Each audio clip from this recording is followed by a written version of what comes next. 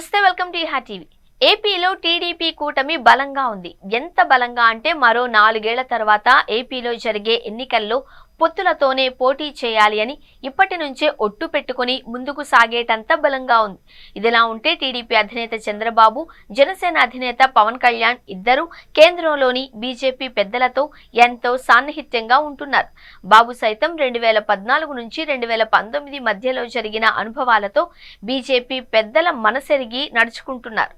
ఈ నేపథ్యంలో ఇప్పుడు ఏపీలో కొత్త చర్చ స్టార్ట్ అయింది. దానిని స్టార్ట్ చేసిన వారు వైసీపీకి చెందిన సీనియర్ నేత, మాజీ మంత్రి, నెల్లూరు జిల్లాకు చెందిన నల్లపరెడ్డి ప్రసన్నకుమార్ రెడ్డి. ఆయన తాజాగా మాట్లాడుతూ జగన్ తప్పు చేశారు అని సంచలన కామెంట్స్ చేశారు.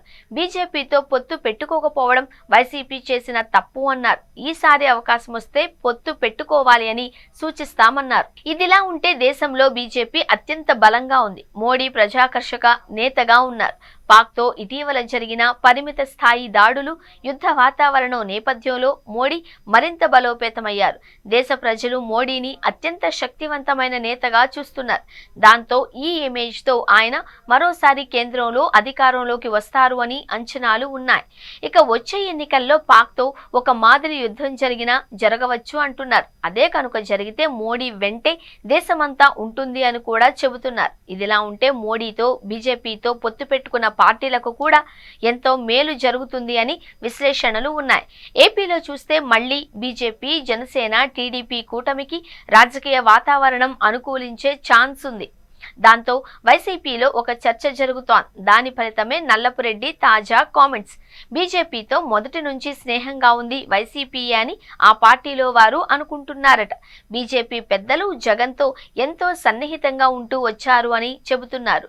2019 నుంచి 2024 మధ్యలో అయితే ఏకంగా ఎన్డీఏ ప్రభుత్వంలో చేరమని, 2 మంత్రి పదవులు ఇస్తామని కూడా ఆఫర్ చేసినట్లుగా చెబుతున్నారు. ఇక డిప్యూటీ స్పీకర్ గా కూడా ఇస్తామని ఒక దశలో ప్రతిపాదించారు అని గుర్తు చేస్తున్నారు. అయితే మైనారిటీలు, దళితులు, ఇతర వర్గాల ఓటు బ్యాంకుకు గండి పడుతుంది అని భావించే జగన్ బీజేపీతో పొత్తులకు దూరంగా ఉన్నారు అని టాక్. అయితే జగన్ వ్యూహం, అంచనాలు తప్పయ్యాయి అని 2024 ఫలితాలు నిరూపించాయి అంటున్నారు. మైనారిటీలు, ఎస్టీలు, దళితులు టీడీపీ కూటమి వైపు మొగ్గు చూపడంతో చరిత్రలో కనీవిని ఎరుగని రీతిలో కూటమి 164 సీట్లను సాధించింది అని గుర్తు చేస్తున్నారు. మోడీ ఇమేజ్ ముందు ఇవన్నీ కొట్టుకుపోతున్నాయి అని అంచనా వేస్తున్నారు. నిజానికి ఎన్డీఏ కూటమిలో వైసీపీని చేరమని మహారాష్ట్రకు చెందిన కేంద్ర మంత్రి రామ్దాస్ అతవాలే వంటి వారు కూడా అనేకసార్లు చెప్పారు అని గుర్తు చేస్తున్నారు. అయితే వైసీపీ ఆఫర్లన్నీ వదిలేసుకుని ఇప్పుడు దిగాలుగా చూస్తోంది అని టాక్ గట్టిగా వినపడుతోంది. వైసీపీ తటస్థ విధానం ఈ రోజున ఏపీ రాజకీయాలలో అసలు పనికి రాదు అని ఆ పార్టీలో సీనియర్లు గుసగుసలు ఆడుకుంటున్నారట.